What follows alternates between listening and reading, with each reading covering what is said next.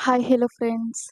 ಇವತ್ತು ಬೆಳಗ್ಗೆನೆ tea coffee ಕುಡಿಯೋಣ ಅಂತ ನಮ್ಮವ್ರಿಗೆ ಟೀ ನನಗೆ ಕಾಫಿ ಇಟ್ಕೊಂಡೆ. ಈ ಟೀ ಕುಡಿದಿರ ಇದ್ರೆ ಬೆಳಗ್ಗೆ ಏನು ಕೆಲಸ ಮಾಡೋಕ್ಕೂ ಮೂಡಿರಲ್ಲ ಅಲ್ವಾ? ಅದೊಂದು ಇದು ಥರ ಆಗ್ಬಿಟ್ಟಿದೆ. ಎಷ್ಟು ಬಿಡಬೇಕಂತ ಟ್ರೈ ಮಾಡಿದ್ರು ಟೀ ಕಾಫಿ ಕುಡಿಯೋದಂತೂ ಬಿಡೋಕ್ಕಾಗ್ತಿಲ್ಲ. ನನ್ನ ಥರ ನೀವು ಯಾರಾದರೂ ಇದ್ದರೆ ಕಮೆಂಟ್ ಮಾಡಿ ಪ್ಲೀಸ್. ಸಪೋರ್ಟ್ ಮಾಡಿ.